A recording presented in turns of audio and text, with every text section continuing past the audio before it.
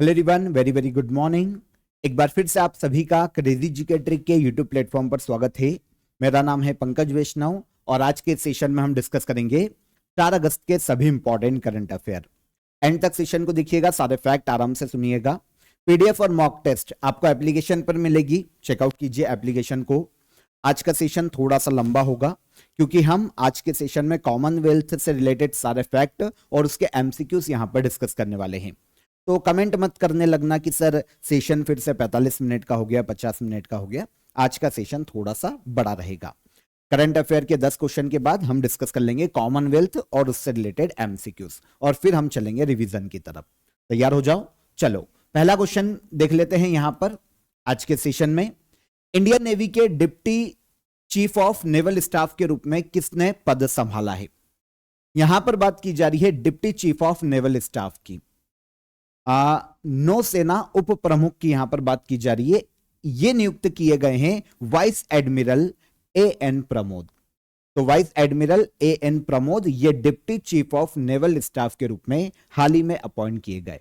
इन्होंने किसको रिप्लेस किया? अगर ये क्वेश्चन आता है तो वाइस एडमिरल तरुण सोबदी को इन्होंने रिप्लेस किया है, जो कि 31 जुलाई को ही रिटायर हुए हैं। तो 31 जुलाई के इनके रिटायरमेंट के बाद deputy chief of naval staff के रूप में अपॉइंट किया गया वाइस एडमिरल एएन प्रमोद को। क्लियर? 1 जुलाई 1990 में इन्होंने इंडियन नेवी को ज्वाइन किया था। काफी अलग अलग पोजीशन इन्होंने इंडियन नेवी में संभाली है। For example INS Abhay, INS Shardul, INS Satpurna, इनकी कमान संभाली है इन्होंने अलग अलग समय में। इसके अलावा आईएनएस राजपूत के एग्जीक्यूटिव ऑफिसर के रूप में भी इन्होंने काम किया है। किसने? वाइस एडमिरल एएन प्रमोद ने। आपको पता है इंडिया में काफी सारे ऑपरेशंस हुए हैं। फॉर एग्जांपल जो ऑपरेशन विजय हुआ था 1999 में, कारगिल विजय है ना, ऑपरेशन विजय आयोजित किया गया था, ऑपरेशन विजय चलाया गया था। एक ऑपरेशन पराक्रम चलाया गया था पार्लियामेंट में अटैक के बाद। ऑपरेशन स्नो लेपर्ड 2020 में चलाया गया था, जब चाइना में लद्दाख के क्षेत्र में चाइना की सेना के साथ जब डिस्प्यूट हो रहा था, तो उस वक्त ऑपरेशन स्नो लेपर्ड चलाया गया था। ऑपरेशन सिंदूर अभी लास्ट ईयर चलाया गया था पाकिस्तान के खिलाफ। तो इन सभी में जो मेजर ऑपरेशन थे उनमें पार्टिसिपेट किया था वाइस एडमिरल एएन प्रमोद ने। तो काफी फेमस है। अब ये बनाए गए हैं deputy chief of naval staff. देखिए यहां पर अगर हम deputy chief of naval staff की बात कर रहे हैं तो चीफ ऑफ नेवल स्टाफ के बारे में भी हमको पता होना चाहिए। चीफ ऑफ नेवल स्टाफ कौन है? ये क्वेश्चन आएगा। तो एडमिरल कृष्णा स्वामीनाथन ये वर्तमान में भारतीय जो नौसेना है उसके प्रमुख हैं। इनके अलावा अदर पद देखें तो चीफ ऑफ डिफेंस स्टाफ ये हैं लेफ्टिनेंट जनरल एनएस राजा सुब्रमणी। इनके अलावा chief of the army staff की बात करें जनरल धीरज सेठ हैं, और chief of the air staff की बात करें तो ये air chief marshal Amarpreet Singh है। यहां पर सीडीएस को याद रखिएगा, ये पद बहुत इंपॉर्टेंट हो जाता है, चीफ ऑफ डिफेंस स्टाफ। तो ये लेफ्टिनेंट जनरल एनएस राजा सुब्रमणी है। सभी को याद रखना, यहां से क्वेश्चन आते हैं एग्जाम में। नेक्स्ट क्वेश्चन, केंद्रीय कैबिनेट ने संशोधित खेलो इंडिया स्कीम को कितने समय के लिए मंजूरी दी है? तो सेंट्रल गवर्नमेंट एक खेलो इंडिया का संशोधित एक स्कीम लेकर आई है। आपको पता है इसके पहले जो खेलो इंडिया स्कीम थी वो 2018 में लाई गई थी। अब इसकी जो संशोधित स्कीम है इसको 2026 से 2031 के लिए लागू किया जा रहा है। समझेंगे हम। पहले देखो, यूनियन कैबिनेट ने जो संशोधित खेलो इंडिया स्कीम और एक assistance to national sports federation, इन दोनों को हाल ही में मंजूरी प्रदान की है। दोनों योजनाओं के लिए 2026-27 से लेकर 2030-31 तक के 5 साल के लिए 36,441 करोड़ का बजट रखा गया है, बजट मंजूर किया गया है। बजट कितना है? 36,441 करोड़ का ये बजट है। अब देखिए योजना का उद्देश्य क्या है। ग्रास रूट से हम हमारे प्लेयर को तैयार करें, ओलंपिक स्टेज तक उनको लेकर जाए, मतलब स्कूल से हम ये चीज नोटिस करें कि कौन सा जो स्टूडेंट है, जो छात्र है, वो किस खेल में निपुण है, उसकी हॉबी क्या है, वहीं से उसको ट्रेन करें और ओलंपिक लेवल तक हम खिलाड़ियों को मॉनिटर करें, उनको ट्रेन करें, जो स्पोर्ट्स का इंफ्रास्ट्रक्चर है वो बेहतर दें, फाइनेंशियल सपोर्ट करें अगर उनको जरूरत है तो। इन सभी के लिए यूनियन कैबिनेट ने संशोधित खेलो इंडिया स्कीम को लॉन्च किया है। देखिए, पहले जो योजना थी ये 2017-18 के फाइनेंशियल ईयर में आई थी। 2017-18 समझ लो, 2018 में से फाइनली लागू किया गया था, पर ये 2017-18 में आई थी। Ministry of youth affair and sports के द्वारा इसे लॉन्च किया गया था। इसका उद्देश्य भी यही था कि भैया ग्रास रूट से हम खेलों के लिए नॉर्मल जो प्रतिभाएं हैं उनको पहचानें, जो स्टूडेंट्स हैं उनकी हॉबी को समझें। इसके अलावा खेल इंफ्रास्ट्रक्चर पर हम फोकस करें, खिलाड़ियों को प्रशिक्षित करें, ट्रेनिंग दे। तो ये बेसिक चीजें हमने करी, लेकिन अब जो नया संशोधित स्कीम आई है ना, उसमें मेन फोकस किया गया है टैलेंट सर्च पर, इंफ्रास्ट्रक्चर पर, खेलो इंडिया गेम्स पर। मतलब अब स्कूल से ही, अभी तक क्या होता था, ढूंढा जाता था, लेकिन अब ऐसे स्कूल्स बिल्ड किए जाएंगे। खेलो इंडिया फीडर स्कूल, स्कूल स्तर पर जो ऐसे स्पोर्ट्स के स्टूडेंट निकल सकते हैं उनकी प्रतिभा को पहचाना जाएगा, उनको आगे बेहतर ट्रेनिंग दी जाएगी, है ना, स्पोर्ट्स एकेडमी से उनको जोड़ा जाएगा। इसके अलावा खेलो इंडिया उत्कृष्ट विद्यालय ये बनाए जाएंगे, मतलब ऐसे स्कूल बनाए जाएंगे जहां पर एजुकेशन के साथ साथ स्पोर्ट्स में भी जो हमारे स्टूडेंट हैं उनको आगे बढ़ाया जाएगा। तो पर्टिकुलर अब स्कूल खोलने की ही योजना है जहां पर हम स्पोर्ट्स पर पहले से ही ध्यान दे सकें। इमर्जिंग खेलो इंडिया एथलीट्स, जो प्रतिभाशाली खिलाड़ी है उनको प्रोफेशनल कोचिंग प्रोवाइड की जा सके, उनको फाइनेंशियल हेल्प की जा सके, इंटरनेशनल नेशनल लेवल के जो कंपटीशन होते हैं उनकी तैयारी के लिए उनको जैसे हेल्प की जा सकती है सारी हेल्प दी जाए। तो यह उद्देश्य है नई संशोधित स्कीम का। साथ ही एक और चीज है, assistance to national sports federation. अब ये क्या, ये समझो एक्चुअल में क्या होता है, assistance to national sports federation, इसके तहत नेशनल स्पोर्ट्स फेडरेशन को फाइनेंशियल हेल्प दी जाती है। जितने भी नेशनल लेवल के स्पोर्ट्स फेडरेशन हैं उनको फाइनेंशियल हेल्प किया जाता है ताकि वो खिलाड़ियों को बेहतर चीजें प्रोवाइड कर पाए, ट्रेनिंग दे सके, इंफ्रास्ट्रक्चर उनके लिए डेवलप कर पाए। तो इस प्रकार से ये एक नेशनल स्पोर्ट्स प्रोग्राम है जिसके तहत स्पोर्ट्स फेडरेशन छोटी बड़ी जो भी हैं उनको फाइनेंशियल हेल्प गवर्नमेंट के द्वारा की जाती है। तो इन दोनों ही स्कीम को हाल ही में लागू किया गया है, लॉन्च किया गया है यूनियन कैबिनेट के द्वारा। ठीक है। प्रधानमंत्री सूर्य सरोवर योजना का मुख्य उद्देश्य क्या है? सेंट्रल गवर्नमेंट ने एक स्कीम को अभी मंजूरी दी, ये एक और स्कीम है, इसको भी देख लो क्योंकि ये इंपॉर्टेंट है। बात की जा रही है प्रधानमंत्री सूर्य सरोवर योजना की। ये जो योजना है ना, एक्चुअल में फ्लोटिंग सोलर पावर प्रोजेक्ट को बढ़ावा देने के उद्देश्य से लाई गई है। अब आप समझेंगे कि भाई फ्लोटिंग सोलर पावर प्रोजेक्ट क्या होता है। पहली चीज तो ये आती है, एक्चुअल में क्या होता है, भारत में नदियों पर, है ना, जो वाटर बॉडीज हैं, जो रिजर्वायर हैं, उन पर सोलर पावर प्लांट लगाए जाते हैं। नदियों के ऊपर, रिजर्वायर के ऊपर, डैम के ऊपर, मतलब डैम में जो पानी स्टोर है उनके ऊपर सोलर पावर प्लांट को फीड किया जाता है। तो ये फ्लोटिंग सोलर पावर प्लांट हो जाते हैं। अब आप बोलेंगे कि इसका फायदा क्या है? एक तो देखो, जो लैंड है ना उसकी जरूरत सबसे कम होती है। अगर हम नदियों पर, ऐसे रिजर्वायर पर ही डायरेक्ट सोलर पावर प्लांट लगाएं तो इनको जमीन पर लगाने की जरूरत नहीं पड़ेगी, मतलब जो लैंड है उसकी जरूरत कम पड़ेगी, खेती की भूमि को नष्ट किए जाने से बचाया जा सकेगा। हालांकि ये थोड़ा कॉस्टली होते हैं, नॉर्मल जो सोलर पावर प्लांट होते हैं उनसे कॉस्टली होते हैं, लेकिन इनके फायदे ज्यादा है।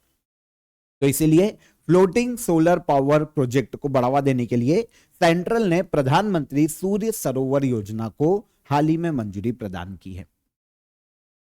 उद्देश्य वही, रिजर्वायर और अदर वाटर बॉडीज के ऊपर फ्लोटिंग सोलर पावर प्लांट की स्थापना की जाएगी।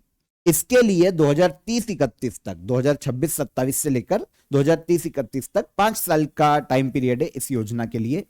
5000 मेगावाट फ्लोटिंग सोलर कैपेसिटी को एड ऑन किया जाएगा इंडिया में, है ना। 5000 मेगावाट की फ्लोटिंग सोलर पावर कैपेसिटी को हम इंडिया में एड ऑन करेंगे।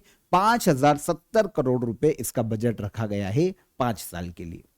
तो ये जो योजना है ना, इसकी नोडल मिनिस्ट्री है solar energy corporation of India. India में ministry of new and renewable energy, उसके अंतर्गत यह संस्था कार्य करती है। भारत में रिन्यूएबल एनर्जी को बढ़ावा देना, सोलर एनर्जी को बढ़ावा देना, उसके क्रियान्वयन के लिए कार्य करना, यह इस संस्था का मेन काम है। आगे इसकी बात करेंगे। तो solar energy corporation of India यह नोडल मिनिस्ट्री है, इसके द्वारा इस योजना को लागू किया जाएगा देश में। अधिकतम 1 करोड़ प्रति मेगावाट की सेंट्रल फाइनेंशियल असिस्टेंस प्रदान की जाएगी। सरकार जो ये योजना है, इसके तहत जहां भी लगाया जाएगा, राज्यों में लगाया जाएगा, तो उनको 1 करोड़ प्रति मेगावाट की फाइनेंशियल हेल्प भी दी जाएगी इस पर्टिकुलर नोडल मिनिस्ट्री के द्वारा, क्योंकि ये मिनिस्ट्री ऑफ रिन्यूएबल एनर्जी के अंतर्गत कार्य करता है। तो 5070 करोड़ इसकी टोटल लागत है 5 साल के लिए, और 5000 मेगावाट की फ्लोटिंग सोलर पावर कैपेसिटी को इंडिया में ऐड ऑन किया जाएगा। कुछ की फीचर्स हैं, लगभग 10,000 मेगावाट पर हर बैटरी स्टोरेज कैपेसिटी को डेवलप किया जाएगा। डोमेस्टिक मैन्युफैक्चरिंग को यहां पर बढ़ावा मिलेगा, और ऑलमोस्ट 15,000 से ज्यादा जॉब्स यहां पर क्रिएट होने की संभावना है। और प्रत्येक प्रोजेक्ट में कम से कम 2 घंटे की बैटरी एनर्जी स्टोरेज अनिवार्य की जाएगी, कम से कम इतनी तो होनी चाहिए, ठीक है। तो उनको फाइनेंशियली हेल्प किया जाएगा सेंट्रल के द्वारा। Solar energy corporation of India, जो कि नोडल मिनिस्ट्री है, मैंने आपको बता दिया संस्था क्या कार्य करती है। स्थापना हुई थी 2011 में, और हेडक्वार्टर है इसका नई दिल्ली में। डन। देखिए, अगर एक क्वेश्चन ऐसा आ जाता है कि वर्तमान में भारत का सबसे बड़ा फ्लोटिंग सोलर पावर प्लांट कहां पर है, तो इंडिया का सबसे बड़ा फ्लोटिंग सोलर पार्क देखने को मिलेगा ओमकारेश्वर में, नर्मदा डैम के ऊपर। ओके, ओमकारेश्वर नर्मदा नदी के किनारे है, तो यहां पर जो डैम बने, रिजर्वायर है, वाटर बॉडीज है, यहां पर इंडिया का सबसे बड़ा फ्लोटिंग सोलर पावर पार्क है या फिर प्लांट है, जिसकी अभी वर्तमान में करंट कैपेसिटी देखने को मिलती है 278 मेगावाट। इसको अभी बढ़ाने की योजना है 600 मेगावाट तक। मध्य प्रदेश के खंडवा में है, 278 मेगावाट की पावर जनरेशन कैपेसिटी है Omkareshwar floating solar power plant. यह अभी तक का सबसे बड़ा फ्लोटिंग सोलर पावर प्लांट है जो कि संचालित है इंडिया में, ठीक है। आज के ऑफर ऑफ द डे में आप सभी जीएस फाउंडेशन कोर्स को ज्वाइन कर सकते हैं। हर एग्जाम के लिए, चाहे सेंट्रल के एग्जाम हो, स्टेट के एग्जाम हो, आप इस फाउंडेशन कोर्स को ज्वाइन कीजिए। हिस्ट्री, ज्योग्राफी, पॉलिटी और साइंस, यहां पर आपको चारों हमने कवर करवाए हैं, ठीक है। आपको डिटेल लेक्चर वीडियो मिल जाएंगे, पीडीएफ मिल जाएगी, मॉक टेस्ट आप यहां पर लगा पाएंगे काफी अफोर्डेबल प्राइस में, अभी आपको देखने को मिल जाएगा। डिस्क्रिप्शन में लिंक है, वहां पर क्लिक कीजिए और डायरेक्ट वहां से आप इसे अवेल कीजिए। जीआई एंड बियॉन्ड 2.0 समिट का आयोजन किस मिनिस्ट्री के द्वारा किया जाएगा? जीआई, यहां पर ज्योग्राफिकल इंडिकेशन टैग की बात हो रही है, ऐसे प्रोडक्ट जिनको जीआई टैग दिया जा चुका है। तो जीआई एंड बियॉन्ड 2.0 समिट, इसका आयोजन किया जाएगा मिनिस्ट्री ऑफ टेक्सटाइल के द्वारा, और आयोजन होगा कल 5 अगस्त को नई दिल्ली में। देखिए, भारत में जो जीआई टैग्ड हैंडलूम और जो हैंडीक्राफ्ट प्रोजेक्ट है, उनको बढ़ावा देने के लिए, डोमेस्टिक और इंटरनेशनल मार्केट तक उनको पहुंचाने के लिए, पर्टिकुलर मिनिस्ट्री ऑफ टेक्सटाइल के द्वारा जीआई एंड बियॉन्ड 2.0 समिट का आयोजन किया जा रहा है। कल 5 अगस्त को यह नई दिल्ली में आयोजित किया जाएगा। उद्देश्य पता चल गया, भारत में जो जीआई हैंडलूम और हैंडीक्राफ्ट प्रोडक्ट है पूरे इंडिया में कहीं के भी, उनको प्रमोट किया जाएगा डोमेस्टिक और इंटरनेशनल लेवल पर। तो अब जो समिट होगी ना, उसमें किया क्या जा रहा है, 100 से ज्यादा जीआई रजिस्टर्ड हैंडलूम और हैंडीक्राफ्ट प्रोडक्ट की यहां पर प्रदर्शनी लगाई जाएगी। 10 से ज्यादा देशों के जो ओवरसीज बायर है वो यहां पर पार्टिसिपेट करेंगे। प्रोडक्ट अच्छा लगता है तो ये फिर अपने देश में जाकर उसको बेच सकते हैं।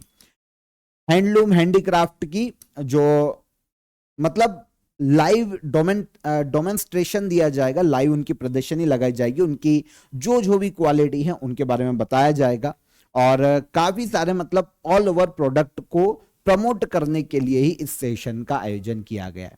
काफी सारे देशों के ओवरसीज बायर डेलीगेट्स यहां पर आ रहे हैं इन प्रोडक्ट को देखने के लिए, समझने के लिए। इस प्रोडक्ट की प्रदर्शनी भी यहां पर लगाई जाने वाली है।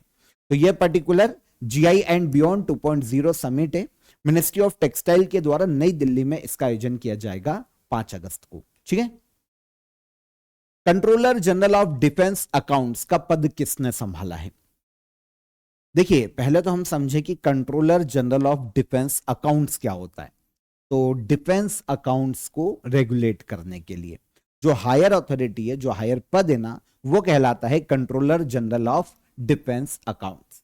जो हमारी सेना है ना, उनके अकाउंट्स को मैनेज करना, किस सैनिक की क्या सैलरी जारी है, कितना पेमेंट दिया जा रहा है, उनकी पेंशन और जो भी भत्ते हैं, अदर जो अलायंसेस हैं, उन सभी को रेगुलेट करना, उनका समन्वय करना, उनकी निगरानी करना, ये सारा काम जो एक हेड पद पे होता है, जिसके पास होता है, उन्हें कहा जाता है controller general of defence account.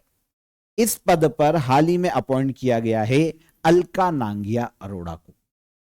कौन? अलका नांगिया अरोड़ा। ठीक है, तो ये बनी है अलका नांगिया अरोड़ा 1 अगस्त 2026 को controller general of defence account. इनके पहले इस पद पर एएन दास थे।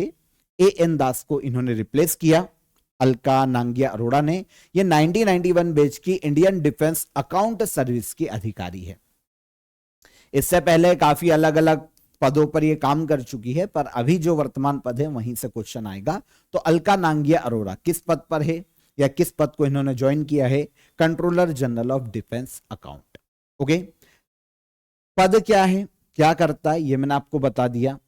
डिफेंस मिनिस्ट्री के defence budget, account, audit, army, navy, air force का जो फाइनेंशियल मैनेजमेंट है उनको करने वाला ये प्रमुख पद है। ओके, तो इस पद को बनाया गया था 1954 में। ओके, हेडक्वार्टर है इनका नई दिल्ली में। मिनिस्ट्री ऑफ डिफेंस के अंतर्गत controller general of defence account काम करता है। तो हाईएस्ट इस संस्था का जो पद है वो CGDA के नाम से जाना जाता है और इस पद पर अलका नांगिया अरोड़ा को हाल ही में अपॉइंट किया गया। भारत में पहली बार सूरत से अहमदाबाद तक एक लाइव डोनर हार्ट को ले जाने के लिए किस ट्रेन का उपयोग किया गया है? तो इंडिया में पहली बार, अभी तक क्या होता था कि ग्रीन कॉरिडोर बनाए जाते थे। कोई भी अगर ऑर्गन है ट्रांसप्लांट के लिए ले जाना है, एक्चुअल में क्या होता है, टाइम पीरियड होता है कि वो ऑर्गन तब तक ही एक्टिव रहेगा, जो कि बहुत कम टाइम होता है। किसी ह्यूमन बॉडी से मान लो कि कोई ब्रेन डेड कोई पेशेंट है, अब वो ब्रेन डेड हो गया लेकिन उसके जो ऑर्गन है वो अभी एक्टिव है, तो उन ऑर्गन को अगर उनके परिवार की परमिशन मिल जाती है, क्योंकि देखिए डोनर हर बॉडी से तो ऑर्गन निकाल नहीं सकते ना, डोनेट करने के लिए परिवार तैयार होते हैं, तो उस केस में ये किया जाता है। अब मान लो कि कोई ब्रेन डेड का कोई भी पेशेंट है, अब उसके ऑर्गन एक्टिव है पर वो ब्रेन डेड घोषित किया जा चुका है, तो जो एक्टिव ऑर्गन है उनकी फैमिली अगर परमिट करती है कि हम तो दान करेंगे, तो उन ऑर्गन को निकाल के दूसरे जो भी पेशेंट है जिसको भी रिक्वायरमेंट है वहां पर ले जाकर उस ऑर्गन को लगाया जाता है। लेकिन ये बहुत कम टाइम पीरियड होता है इसका। ओके, जो एक्टिव ऑर्गन है ना वो भी डेड हो सकते हैं एक टाइम पीरियड के बाद, तो इसलिए ग्रीन कॉरिडोर बनाए जाते हैं।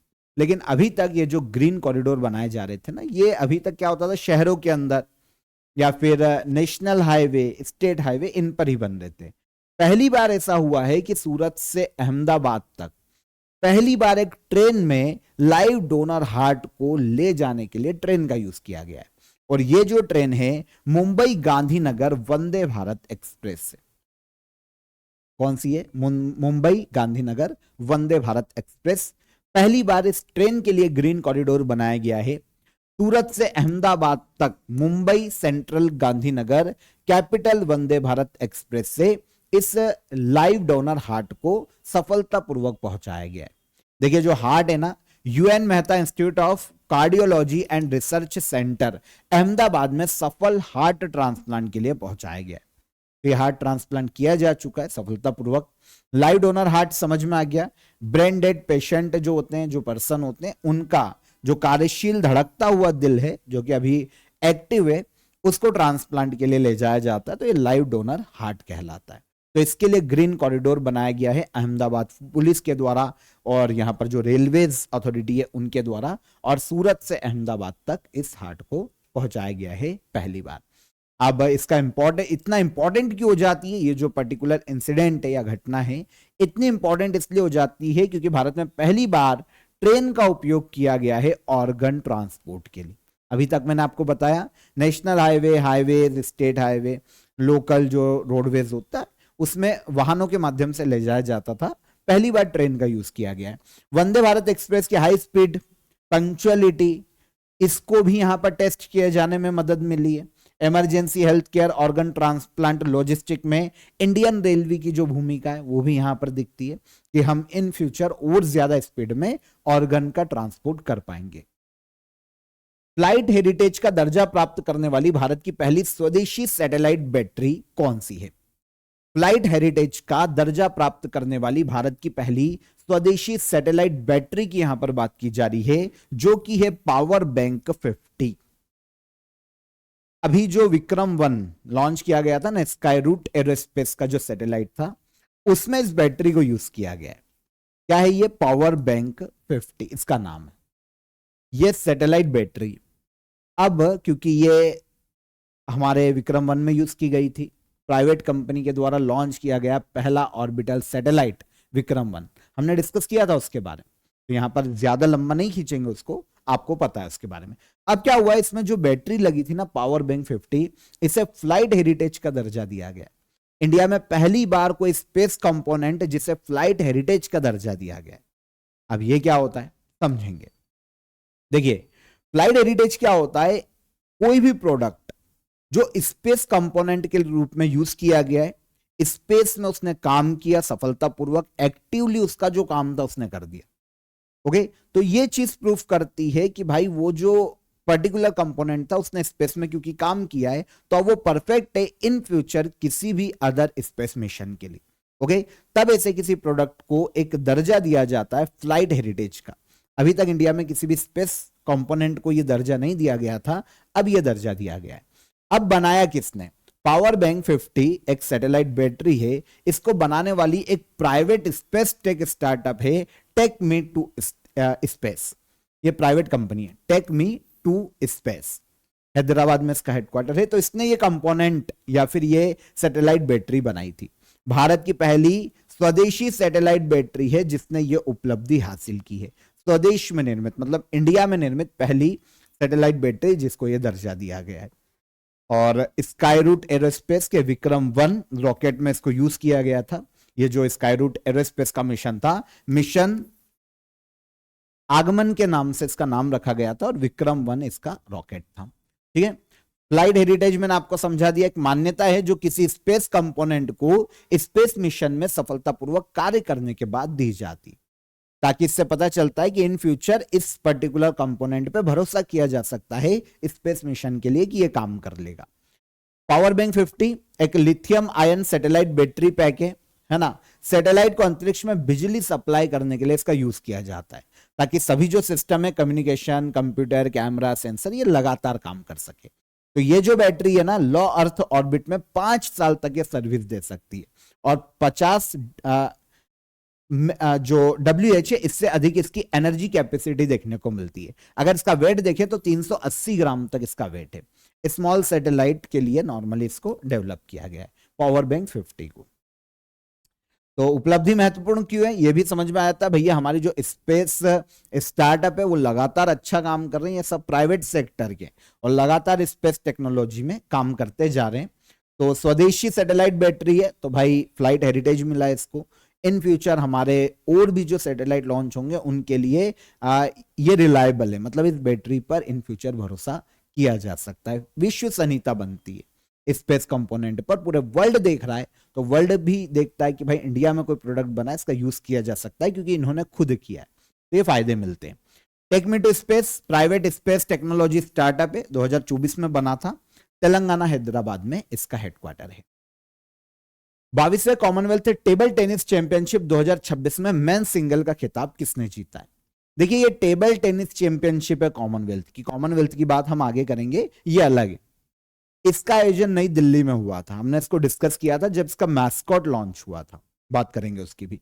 22वें कॉमनवेल्थ टेबल टेनिस चैंपियनशिप 2026 में टेबल टेनिस में मेंस सिंगल का जो खिताब है ना, ये भारत के अंकुर भट्टाचार्य जी ने अपने नाम किया।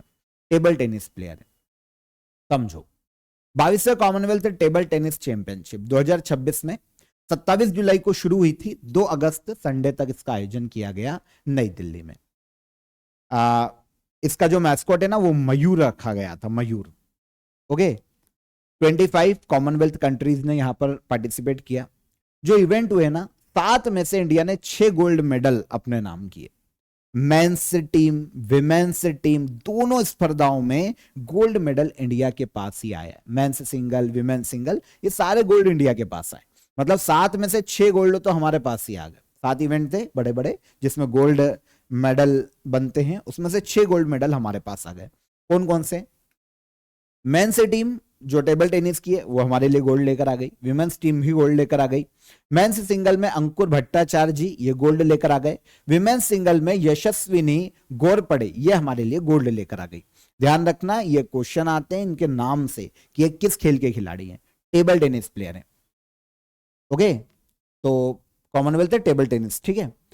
विमेंस से डबल की बात करें तो श्रीजा अकुला और सेंड्रिला दास ये लेकर आई है इंडिया के लिए गोल्ड विमेन से डबल। मिक्स डबल में मानव ठक्कर और तनिषा कोटेचा ये हमारे लिए गोल्ड लेकर आ गए। ये 6 गोल्ड हो गए। एक बस मिस हुआ है हमारे पास मेन से डबल में, इसमें मलेशिया जीता है गोल्ड। तो ये बस मेन से डबल में हमारा गोल्ड मिस हुआ, बाकी हमने सब में गोल्ड जीत ली। अब हमारी मेडल टेली में इंडिया हम पहले स्थान पर थे। टोटल 18 मेडल हमने अपने नाम किए, 6 gold 4 silver 8 bronze. Malaysia second पर था और ऑस्ट्रेलिया तीसरे नंबर पर रहा है। Best player of the tournament India के मानुष उत्पल भाई शाह रहे जो कि इंडियन टेबल टेनिस प्लेयर हैं। Best player of the tournament female India की दास सैंड्रिला या सैंड्रिला दास रही, ये इंडियन है। और फेयर प्ले का अवार्ड मलेशिया की वोंग की शैन को दिया गया। तो ये 3 अलग अलग बड़े जो अवार्ड बोल सकते हैं इनको भी याद रख लो, याद रहेगा, ठीक है। तो ये कॉमनवेल्थ टेबल टेनिस की बात हो रही है। कॉमनवेल्थ टेबल टेनिस चैंपियनशिप 22 इसका एडिशन था, नई दिल्ली में ये हुआ है। ये टेबल टेनिस के प्लेयर हैं, इनके नाम याद रखना, हमारी पहली रैंक है, इसको भी याद रखना। कैलाश चंद्र पंत का हाल ही में निधन हो गया, इन्हें किस क्षेत्र में पद्मश्री से सम्मानित किया गया था? ये क्वेश्चन इंपॉर्टेंट हो जाता है आप सभी के लिए। बहुत सारे स्टूडेंट आप सभी में रेलवे की एग्जाम भी दे रहे होंगे, ग्रुप डी की कंटिन्यू, है ना। इसके अलावा एसएससी की एग्जाम दे रहे हैं, काफी सारी स्टेट की एग्जाम दे रहे हैं। ऐसे क्वेश्चन याद रखा करो, अगर किसी व्यक्ति की उसी साल में मृत्यु हुई हो और उसी साल में उनको कोई पद्म अवार्ड मिल गया, कोई बड़ा अवार्ड मिल गया, तो ये क्वेश्चन आने के चांसेस ज्यादा बढ़ जाते हैं। तो ऐसे क्वेश्चन मिस मत करना। बहुत सारे स्टूडेंट अभी जो देख रहे हो ना, रेलवे एसएससी ये ज्यादा देख रहे हो, मेरे को पता है, ठीक है। तो ऐसे क्वेश्चन पढ़ के जाना, ये एग्जाम में आपको मदद करेंगे। यहां पर कैलाश चंद्र पंत की बात हो रही है, ये लिटरेचर और एजुकेशन से संबंधित है, हिंदी साहित्यकार। इंपॉर्टेंट इसलिए हो जाते हैं क्योंकि 2026 में ही इनको पद्मश्री से सम्मानित किया गया है। क्या दिया गया है? पद्मश्री। 2026 में ही इनको पद्मश्री मिला है। हिंदी साहित्यकार कैलाश चंद्र पंत मध्य प्रदेश से आते हैं, ठीक है। मध्य प्रदेश में जो इंदौर के पास, इंदौर में महू जो तहसील है ना, वहां पर इनका जन्म हुआ था। डॉक्टर भीमराव अंबेडकर का जन्म भी कहां हुआ था? इंदौर की महू क्षेत्र में। इंदौर का बोलने की जगह मध्य प्रदेश का महू बोल लो। वर्तमान में ये इंदौर जिले की एक तहसील है महू। तो भीमराव अंबेडकर जी का जन्म भी यहीं हुआ था और कैलाश चंद्र पंत पद्मश्री मिल चुका है। 1936 में इनका जन्म हुआ था। अभी 90 ईयर की एज में इनका मध्य प्रदेश के भोपाल में निधन हो गया। 2026 में इसी साल हिंदी साहित्य और एजुकेशन में इनके योगदान के लिए इनको पद्मश्री दिया जा चुका है। हिंदी साहित्यकार कैलाश चंद्र पंत, कहां से? मध्य प्रदेश। काफी सारी रचनाएं लिखी है, मध्य प्रदेश में काफी अलग अलग पदों पर रहे हैं। पॉज करके इनको पढ़ लेना, सारे नहीं पढ़ रहा हूं मैं। जैसे कौन किसका आदमी, धुंध के आर पार, शब्द का विचार पथ, ये कुछ रचनाएं हैं जो कि पंत साहब ने लिखी है। मध्य प्रदेश से आते हैं, हाल ही में इनका निधन हो गया। लास्ट क्वेश्चन है, चर्चा में रहा कावेरी जल प्रबंधन प्राधिकरण किस मिनिस्ट्री के तहत कार्य करता है? Kaveri water management authority. ये जो अथॉरिटी है ना, ये मिनिस्ट्री ऑफ जल शक्ति के अंतर्गत कार्य करती है।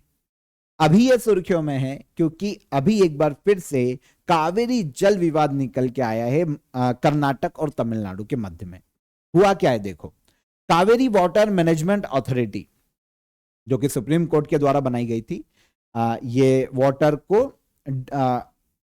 डिस्ट्रीब्यूशन के लिए बनी कि भाई कितना पानी कर्नाटक के पास रहेगा, कितना तमिलनाडु के पास, केरल को क्या मिलेगा, पौंडीचेरी को क्या मिलेगा, क्योंकि कावेरी नदी का बहाव क्षेत्र इन राज्यों में देखने को मिलता है।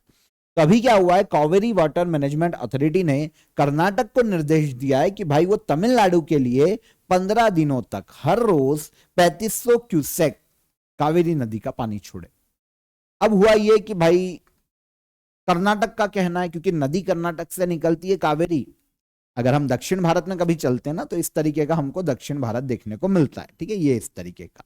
तो ये आपको यहां पर ये क्षेत्र देखने को मिलेगा कर्नाटक का। इधर आओगे तो ये तमिलनाडु का। अब क्या होता है, नदी यूं बहती है और पूर्व की तरफ जाती है, बंगाल की खाड़ी का ये जो रीजन है इंडियन ओशियन का, यहां पर जाकर गिरती है। तो कर्नाटक से निकलती है और फिर तमिलनाडु में जाती है पूर्व की ओर बहते हुए।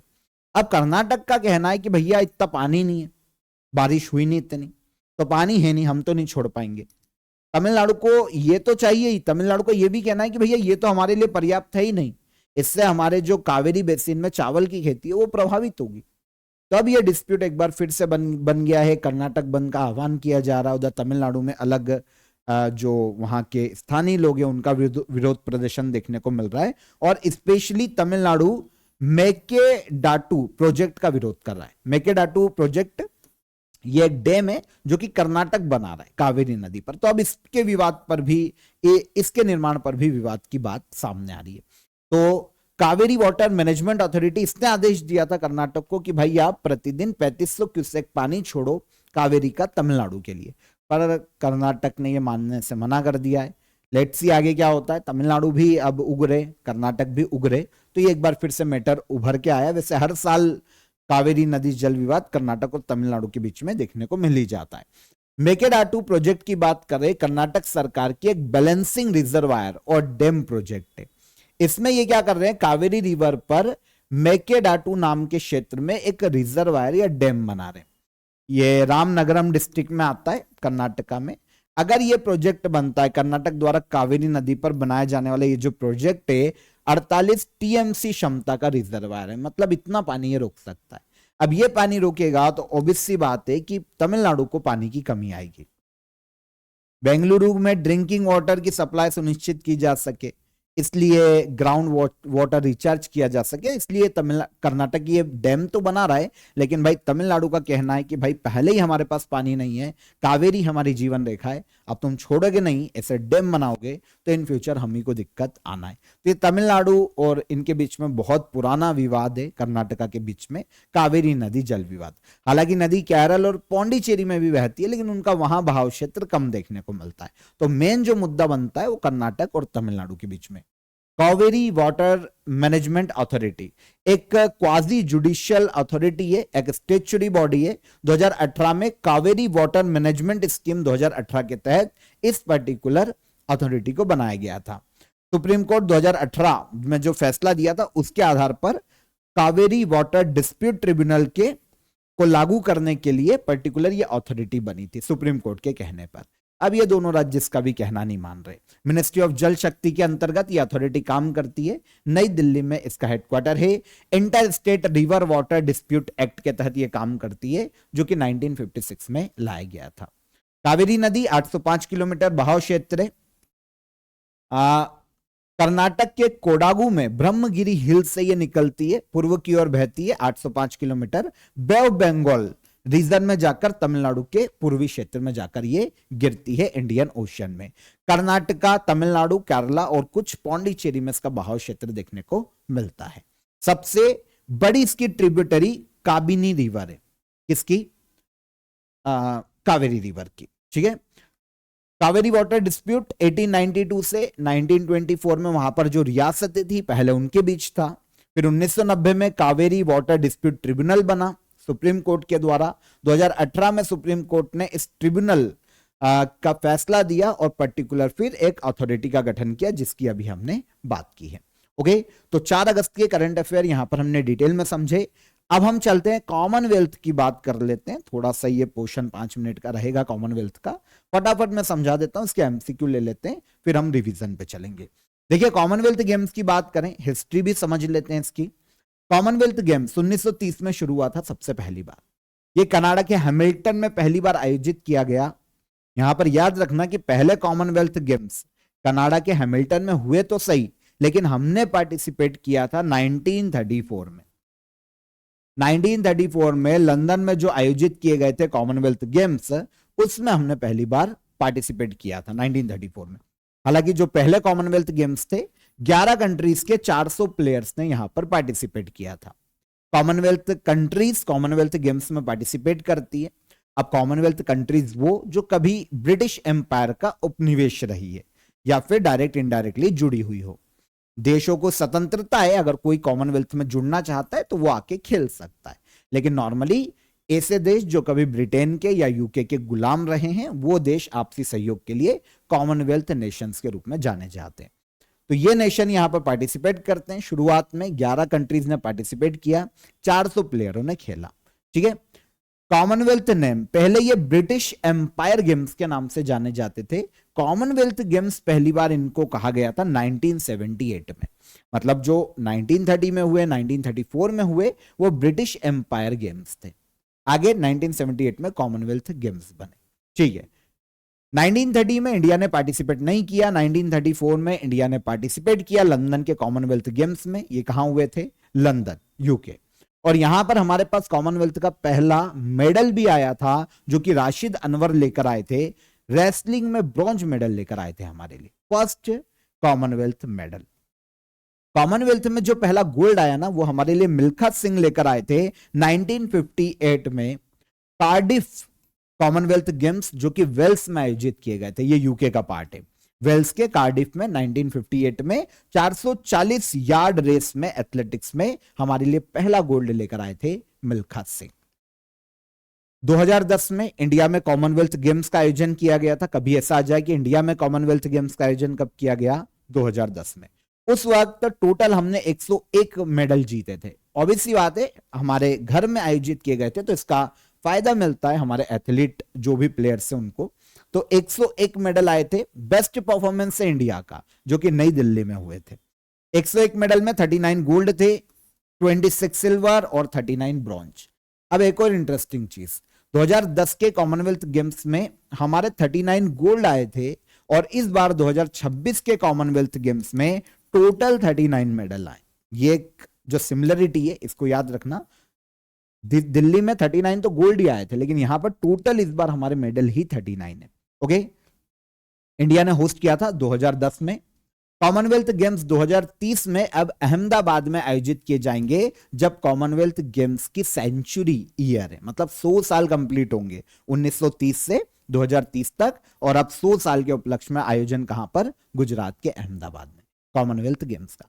अगर यहां पर हम सक्सीड कर जाते हैं, सक्सेसफुली आयोजित करवा पाते हैं कॉमनवेल्थ गेम्स को बिना हिब्बट के, तो समझ लो फिर आगे हमको ओलंपिक की मेजबानी मिलने की रास्ते खुल जाएंगे इस बार। तो होप सो कि हम आयोजित करवा पाए बिना किसी नाटक नोटंकी के, अच्छा रहेगा। चलो आगे आ जाएं। 2026 के जो कॉमनवेल्थ गेम्स है ना, इनका आयोजन पता है ऑस्ट्रेलिया के विक्टोरिया में होना था। मेजबानी उसके पास थी, लेकिन बजट इश्यू के कारण उसने मना कर दिया ऑस्ट्रेलिया ने कि भैया ये रिकवरी होती नहीं है, इतना पैसा आता नहीं है जितना हम फूंक देंगे, तो हम तो नहीं करवा पाएंगे। फिर स्कॉटलैंड ने बोला कि हम करवाएंगे 2026 के कॉमनवेल्थ गेम्स ग्लासगो में, लेकिन कंडीशन है हम पुराने इंफ्रास्ट्रक्चर का यूज करेंगे और कम बजट में आयोजन कराएंगे। भाई तुम सोचो सारे गेम्स करवा लें, अच्छा वो सब कर दें, तो ये नहीं, इतनी रिकवरी नहीं होती। तो कॉमनवेल्थ एसोसिएशन ने बोला ठीक है आप करवाओ जैसे करवाना।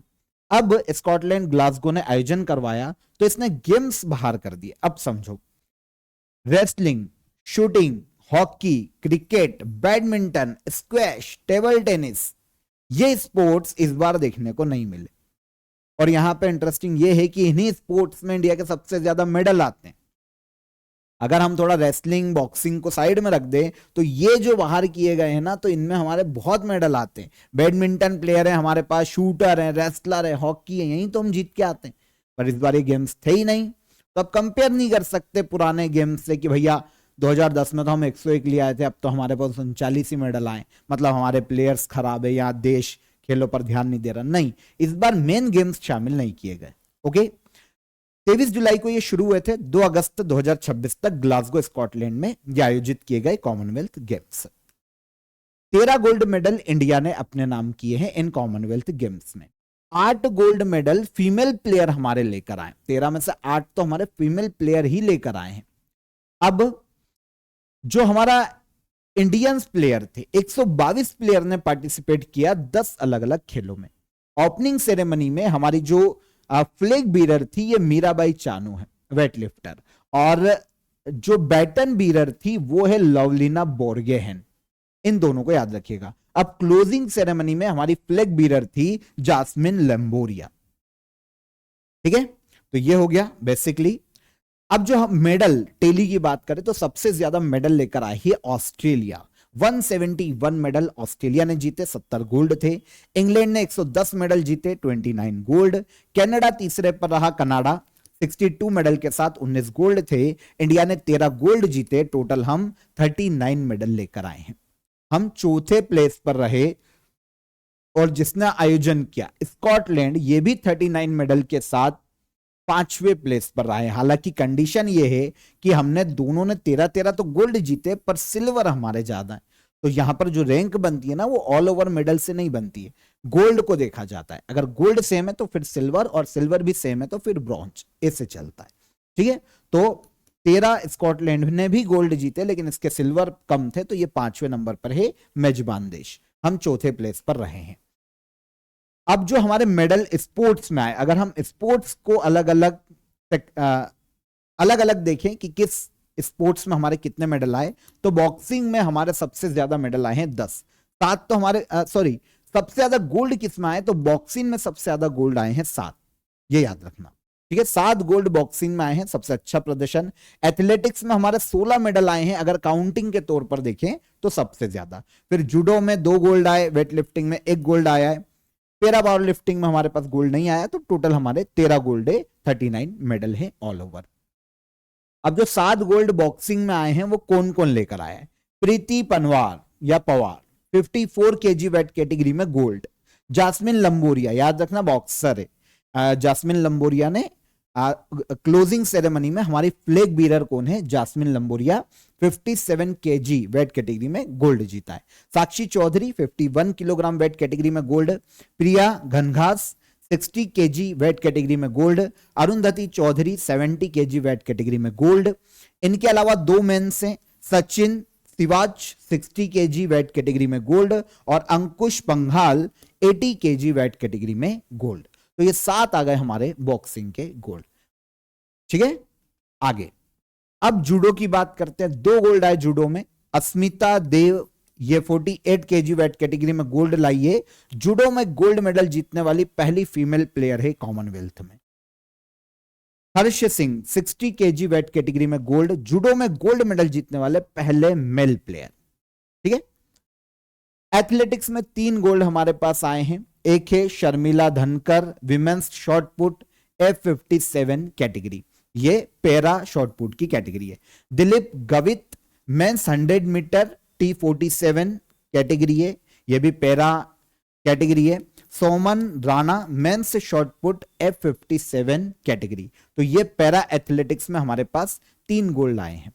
तो इस तरीके से ये गोल्ड मेडल विनर है। ठीक है, एक वेट लिफ्टिंग में हमारे पास 1 गोल्ड आया है। विमेंस 48 केजी वेट कैटेगरी में मीराबाई चानू लेके आई है। ओपनिंग सेरेमनी में फ्लैग बीरर भी थी मीराबाई चानू।